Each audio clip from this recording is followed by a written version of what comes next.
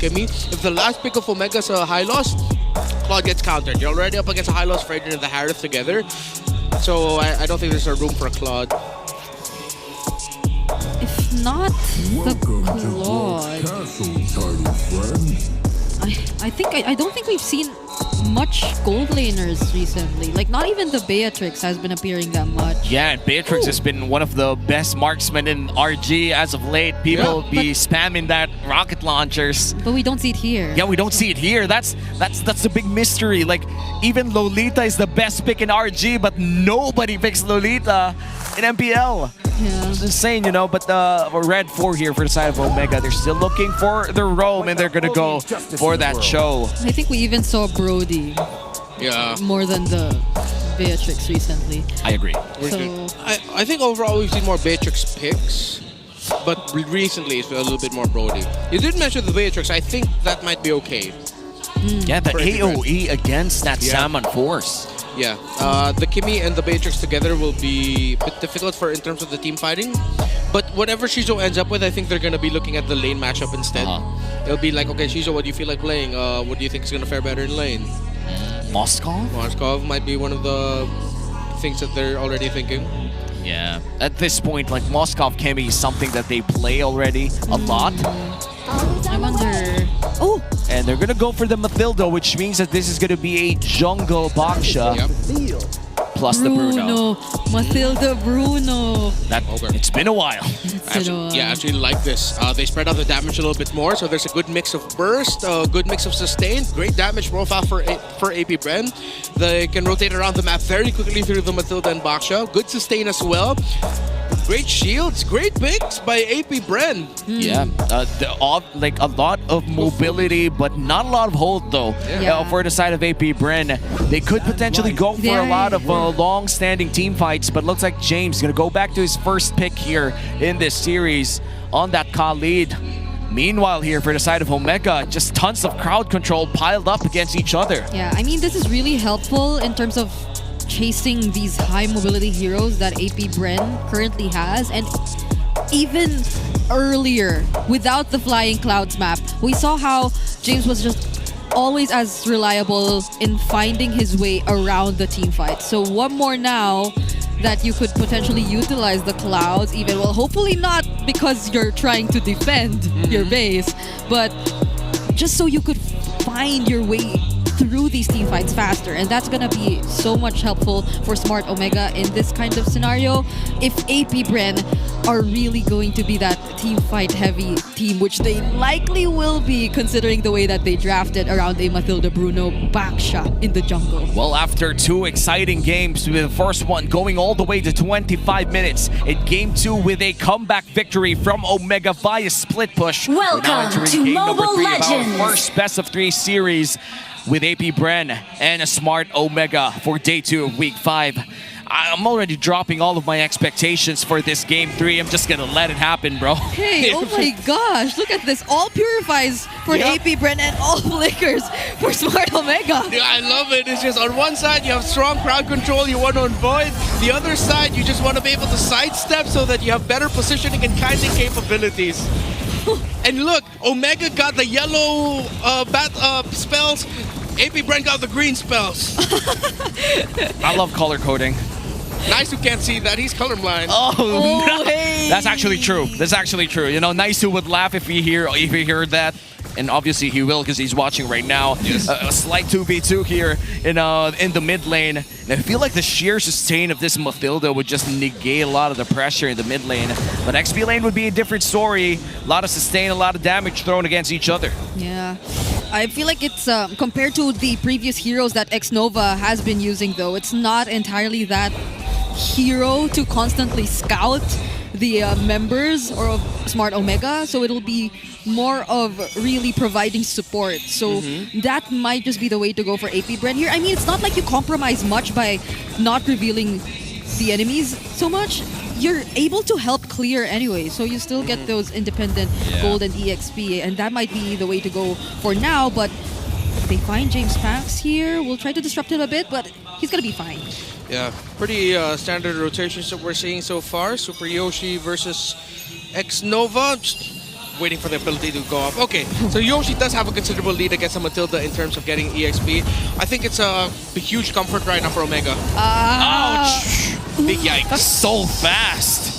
James was there too, so you could really expect the damage to be more than enough. But who would have thought that it could be an immediate pick-off onto Xnova, who, by the way, used the dash and the Purify, and now it's Ryzen who gets to secure the objective as well. But James Banks, they're all fighting back. Super Yoshi forced to use the Flicker. James too will have to use his just to survive the damage output that AP Brent surprisingly has. Ryzen didn't even use Retribution. Only James Banks did, and he was crowd controlled. Ryzen won that without using Retri. It's Aura, dude. He just secured that turtle with Aura, and now they're going to ride the clouds into the sunset, back to their lanes. And Omega securing that first turtle means that they will have a better time early game, and this is something that they want to do against AP Brand in this Mathilda lineup. Yep. You don't want to extend this this game at all. Definitely should, because this is a Khalid who, again, is also able to rotate out so much faster, is able to dish out much more damage, and look at Netsky even. He too actually wants to take on this fight, forces Shizu under the turret, and this is not even against the Claude, but Harrods are still able to do this in the lane. It's gonna be so hard for this Bruno to farm up until he's able to get his Haas claws. I'm actually checking right now if he's somewhere near to that Haas claws. He still has the Vampiric Scepter, which means that he's able to at least lifesteal a bit, but it's extremely hard against a Harry that throws out those sync coefficients left and right. Raging Sandstorm used into the quick Sand Guard.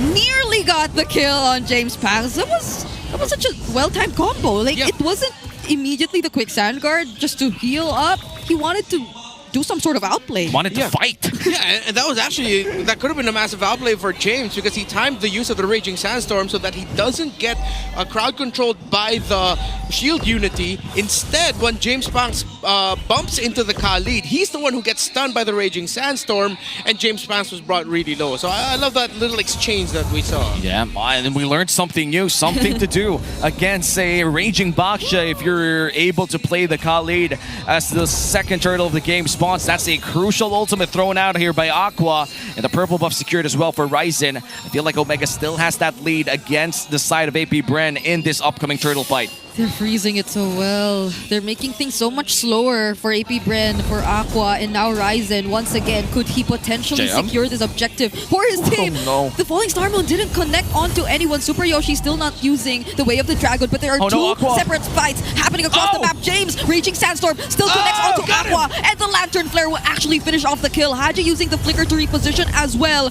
but the other members of AP Bren, they're trying to chase, but Netsky, part of the picture, forces them to run away instead. And this extended team fight leads to this turtle. Omega still continuing to this objective, but Lord JM providing a bit of vision. I feel like that's going to be a 1v1. Don't make that a 2v1 up top. Oh my goodness, James and Netsky together. How could Shizu deal with this? He can't. Another Falling Star Moon, but Ryzen with the Retribution will still secure the objective at the expense of his own life. All right, let's see if AP Brent can get a little bit more after this. Even though they lost the turtle, they got a kill up. No, they lost Shizu. So let's see if they can turn things around. Nope. Omega just eventually walks away with wins all across the map. Yeah. They get Shizu down, they get the turtle, and now let's see how AP Bren are going to be able to swing it. Because I don't think Shizu is at a comfortable spot right now in terms of his farm. Let's compare. Yeah, it's getting close to a 1,000 gold lead for that Harith compared to that Bruno. Only up to a Haas class, which at this point, considering the lead that Omega was able to build for themselves, it's not enough. Oh no, wow. Big milestone here for Haji. It's his 500th game in Mpl-Ph history, the 4th player to reach this achievement. Truly has grown with us in this league through different roles, through different teams.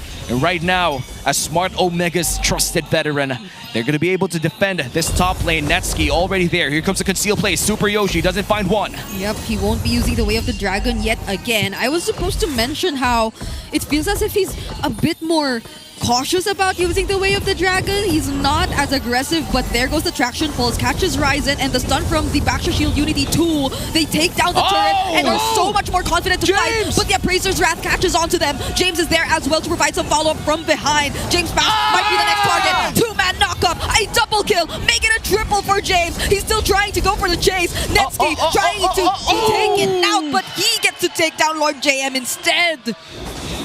What a team fight here for AP Bren. They lost 4 people with their sheer aggression. They tried to make a play. They wanted to be the ones to set the tempo, but then it was James and his late entry turning things around. 4-0 into that triple kill. And at that point, Lord JM could only try to trade, but Netsky was able to outplay him underneath the turret. Look at his gold right now. Playing like a carry. Yeah, man is balling. And with that last turtle, I feel like AP Bren gonna try to rush this one. Super Yoshi right underneath that bush, but Ryzen in the vicinity!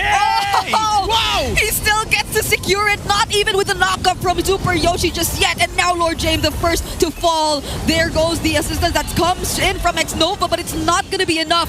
Only just to keep them safe, but oh my goodness, Smart Omega. Ryzen has been so on point in this, on all these objective steals. James too, man. On those team fights, just finding the angles on that Raging Sandstorm. That steal by Ryzen. Leo calls him Sneaky Dean for a reason. He got that split push earlier. He steals another objective. I don't know why my accent changed all of a sudden, but yeah. Yeah. That's what happens when you see Ryzen play like this. And about to reach his brute force breastplate as we peek into the Infinix in-game equipment.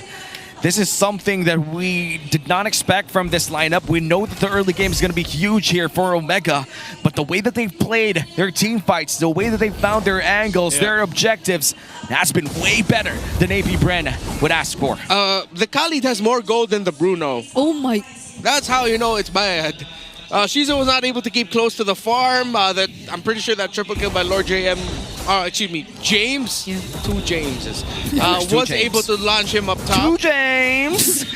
I'm sorry, dude. I just had to. There was a chance. Wait. Okay. Super Yoshi still looking. Someday I will understand. I swear you're gonna kill me today, man. I'm sorry, dude. That's 2 James.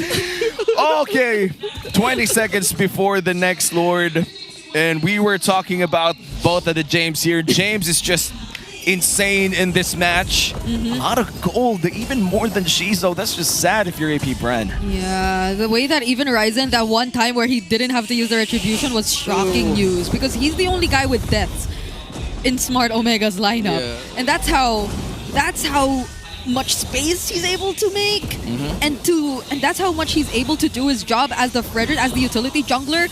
I don't think we're able to feel the effect of the Mathilda just as much in this fight so far. Falling Star Moon already committed by Lord JM though, but he will potentially get immediately bursted down by Netsky with his Zaman Force. Now it's James Panks who gets taunted. Multiple men knock up by the Lord, but James Panks, he could not tank it any further. Multiple members of Smart Omega are quite low, but they can still handle this. They can still hold on. X-Nova trying to serve as the front, but that's only Shizo and Aqua by his side. It's gonna be very dangerous if they decide to fight. Yeah, AP Bren, they could have maybe, but it was just way too risky. Considering that James was still relatively healthy and that we know that the Khalid has a lot of farm, he still deals a lot of damage. One concussive blast could have ended AP Bren. Even though Ryzen was really low, they made the right call there in the end to just hold on and just concede it. Now Netsky has a Holy Crystal, while Shizo just built Berserker's Fury at 9 minutes and 40 seconds. Yeah. It's gonna be a long time until you start feeling the damage of AP Bren. Yeah. A good amount of the damage that Omega felt came from the Lord in that last one. The Malefic Gun's gonna take like 3 more minutes for the side of AP Bren. Now the Lord is marching down mid lane. Haji pops the Crimson Beacon, does fight. Oh! 4-man stun from the Raging Sandstorm of James. Super Yoshi doesn't find a target again, but the Appraiser's Wrath lands onto multiple members. James Panks finds the kill on Lord JM2, and they take down the tier 2 turret in the mid lane and the bottom lane. Brother, the AoE on Raging Sandstorm, I swear it's a bit bigger for James. Yeah, just a little bit. It's like, dude, how are you consistently hitting that? All the Raging Sandstorms he's committed so far in this game hit. If it's not going to be a big AoE set, it's onto one dude to try and outplay him. Close to a 2,000, actually already up to a 2,000 plus gold lead for the 2 side laners. It's terrible news here for AP Brand because, again, I don't think they do have the capability to turn it around yet. Even if they decide to commit a full-on team fight, one big Zaman force and it's over. Yeah, they gotta move out the moment that they see that Zaman force. And for AP Bren, now that they're down by 8k, this definitely just means one thing. It's gonna be a long farming period and they need to defend again and again. This next Lord, Renmar, just want a quick check. Can they actually contest? They can try, maybe poke down the frontliner who's trying to provide vision. If you could get one down and the Lord's still relatively healthy and you are too, then maybe you can continue the fight. But as long as you don't get vision on where the Khalid and the Cho is, it's way too risky. And I think that is probably one of the things that's caused by this Purify lineup. Like, I don't know if it's in a way forcing them to play a bit more defensively. I know you probably have to invest in some Purifies just because of the nature of the lineup that Omega has. But what's next after that? Because you barely see the counter-engage capability come out from AP Bren once they use the Purifies and dodge the, let's say, Raging Sandstorms, which time and time again land to 4 or 5 members of AP Bren. They could barely do anything to fight back anyway. So what more if they try to start things themselves? I fear that it's going to be a huge problem for AP Bren. Yeah, the consistent crowd control that comes in from Omega too. The Zhu Shin is a big problem against this all Purify lineup. The moment that the Raging Sandstorm burns through that Purify, it's just going to be a field time here for Haji. Yeah, and that's why we've seen Haji go 109 so far. They will try to contest, just try to provide vision. Shizo already has Malefic Gun. Maybe it's enough. Maybe. Yeah.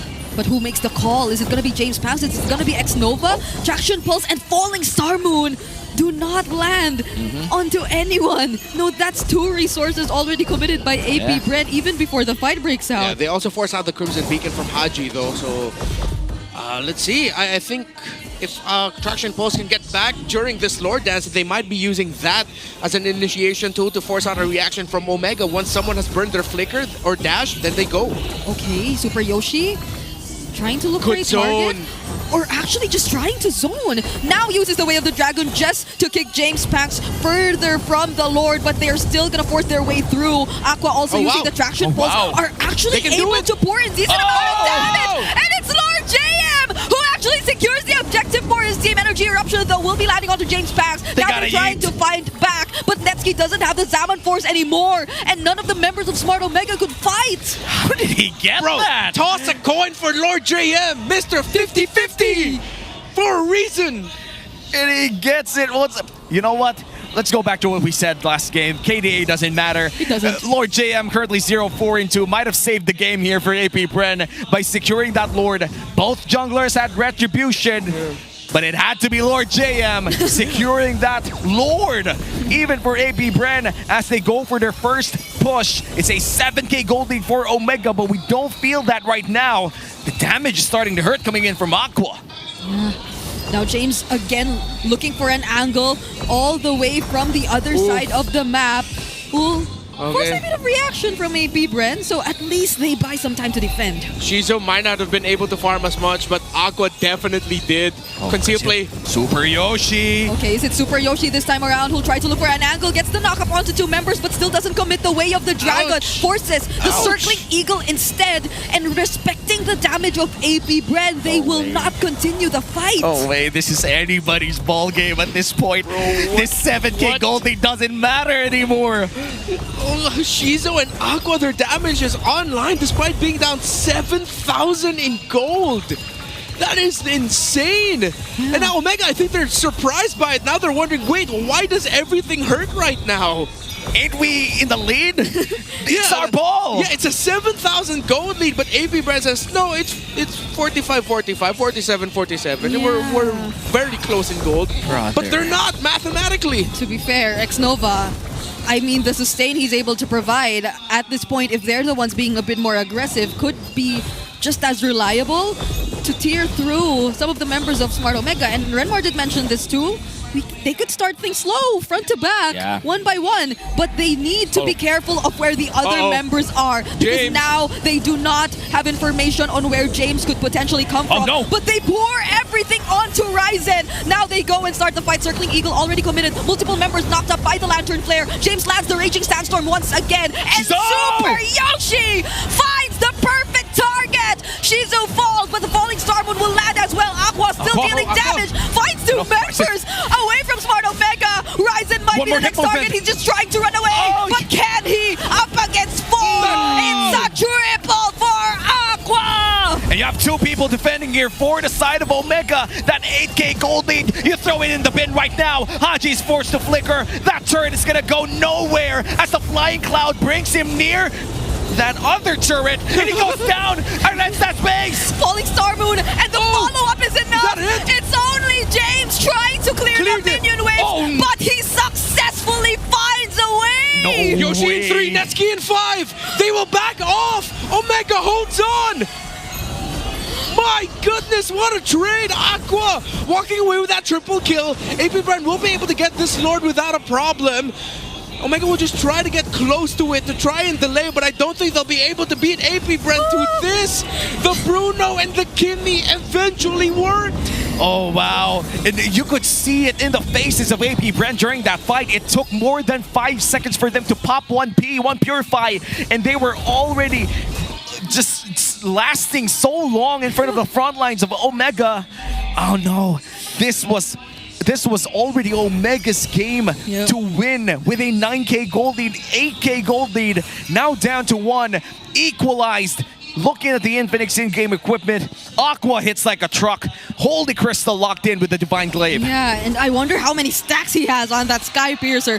Captain Aqua has been performing out of his mind in this game, although that traction pulse will not necessarily land. Haji feeling the damage again, had to use the Crimson Beacon just to escape the Falling Star Moon as well. They also have to take care of the Lord up top, but Aqua, he's managing James all alone in this mid lane, and they're eventually able to take down all remaining base turrets away from Smart Omega. It looks like Omega going to be able to melt down that Lord, but there's still one big minion wave down mid lane.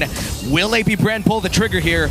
Looks like they won't for now. They're going to go for the turret down bot instead. That's an easy push here for Aqua as the side of Omega still struggles to defend against these waves. Yeah, they already used the Worldy. I think there was a conceal that got revealed as well, but Apbr, they're not going for the full commit just yet. Crimson Beacon in, coming in from Haji. It might be Smart Omega who wants to start a fight this time, but Apbr, still trying. They just decide to regroup. They don't fight back, and respecting Smart Omega. This is the moment in my ranked games where I'm spamming initiate retreat, initiate retreat. There's not much to get anymore. Yeah, you guys are good. Like, unless, are they really gonna try to force something, hoping that they get someone picked off or pulled away? The chances of that happening are very low. At this point, Apbr are just keeping Omega in their base right now.